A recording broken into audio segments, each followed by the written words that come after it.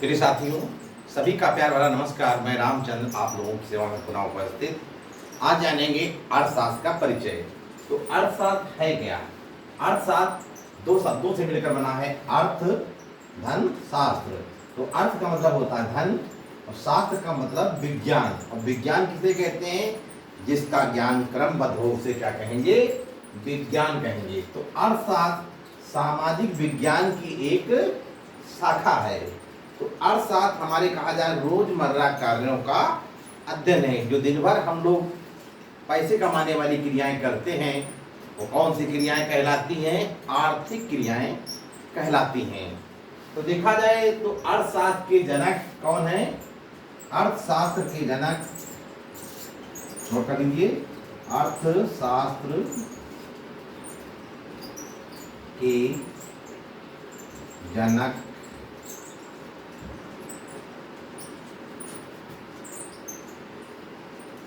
Adam Smith हैं। अर्थशास्त्र के जनक एडम स्मिथ हैं। अर्थशास्त्र के लेखक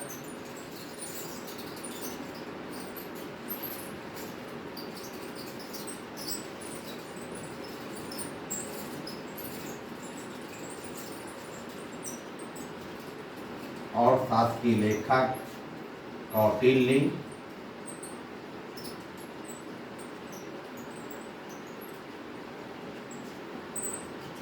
कौटिल्य को और भी नामों से जाना जाता है और इन्हें क्या कहा जाता है? विष्णुगुप्त,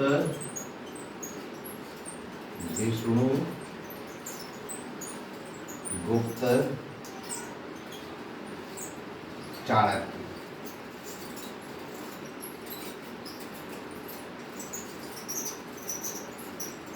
तो अर्थशास्त्र के लेखक कौटिल्य हैं और इन्हें विष्णुगुप्त, चाणक्य भी कहा जाता है।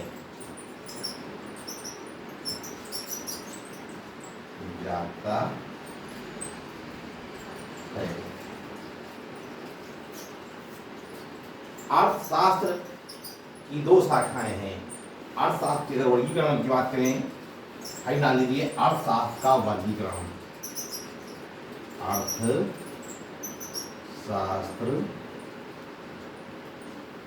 का वर्गीकरण।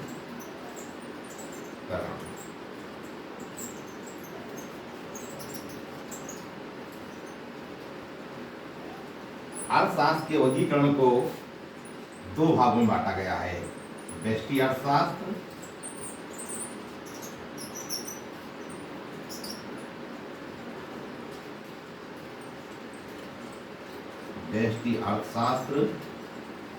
और दूसरा हो जाएगा समष्टि अर्थशास्त्र।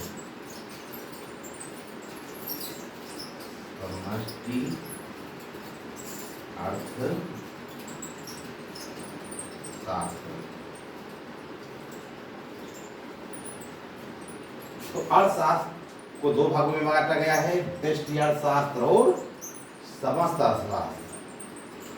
तो व्यष्टि अर्थशास्त्र में क्या होता है? अर्थव्यवस्था में विशिष्ट इकाइयों का अध्ययन किया जाता है और समष्टि अर्थशास्त्र में अर्थव्यवस्था की संपूर्ण इकाइयों का अध्ययन किया जाता है। तो व्यष्टि का मतलब होता है छोटा, व्यष्टि का मतलब जिसको लिख देंगे छोटा,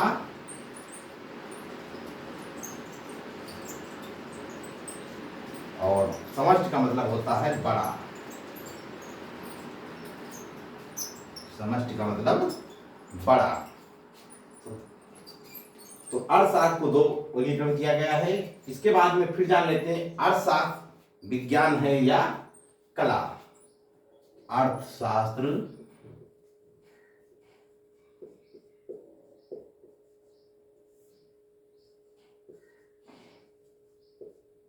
विज्ञान है या कला।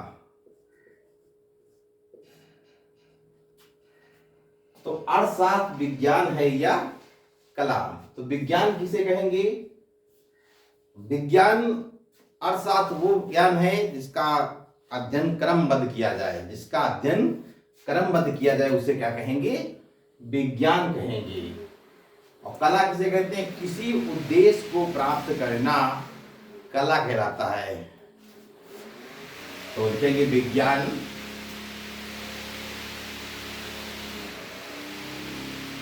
विज्ञान किसे कहते हैं? जिसका ज्ञान क्रमबद्ध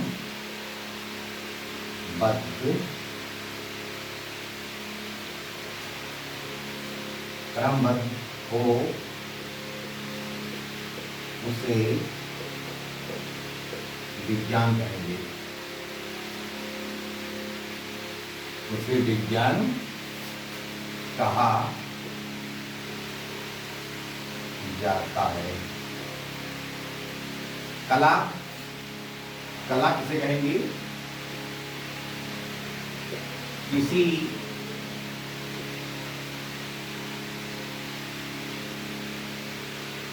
उद्देश्य को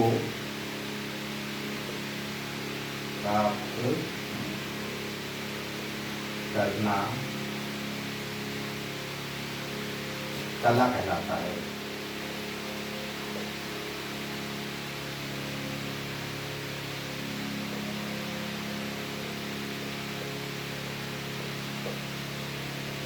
किसी उद्देश्य को प्राप्त करना क्या कहलाएगा?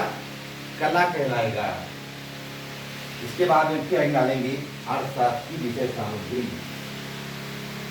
नोट कर लीजिए इसको। इसके बाद में डालेंगे अर्थशास्त्र की विषय सामग्री।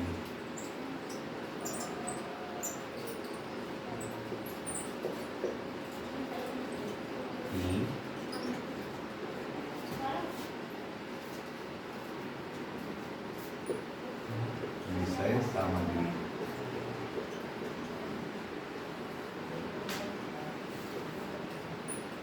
अर्थशास्त्र की सामग्री को 5 भागों में बांटा गया है।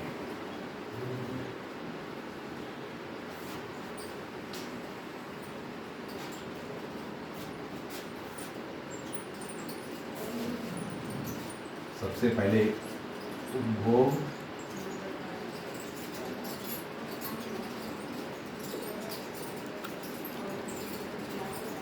उत्पादन,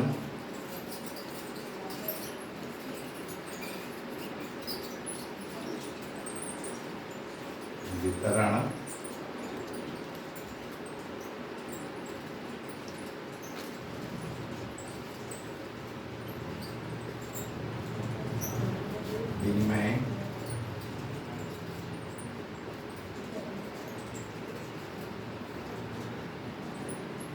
विनिमय, राजस्व।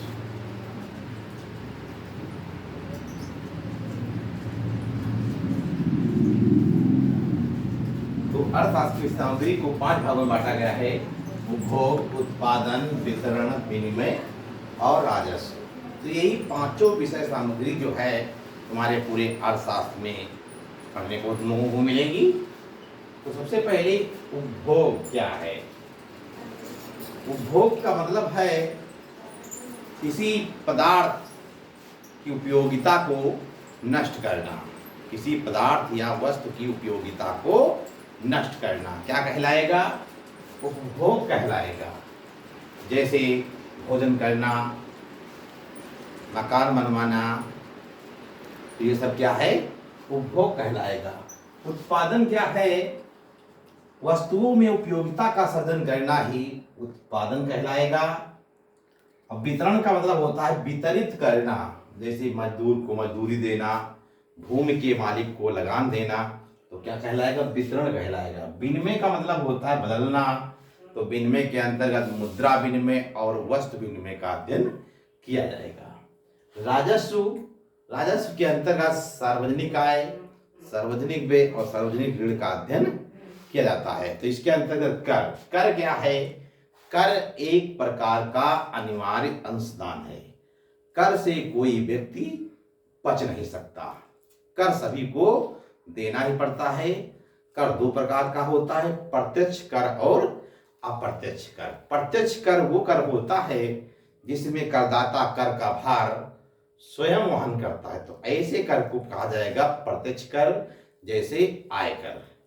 अप्रत्यक्ष कर वो कर का होता है जिसमें करदाता कर का भार दूसरे के कंधों पर डालने में सफल हो जाता है, तो ऐसे कर को कहा जाएगा अप्रत्यक्ष कर, जैसे बिक्री कर। तो प्रिय साथियों, आज आप लोगों ने अर्थशास्त्र के परिचय बारे में जाना। अगले दिन अगली कक्षा में हम पुनः परिचय के विषय में बताएंगे। तो प्रिय साथियों, आज की ऑनलाइन कक्षा में बस इतना ही। नमस्कार।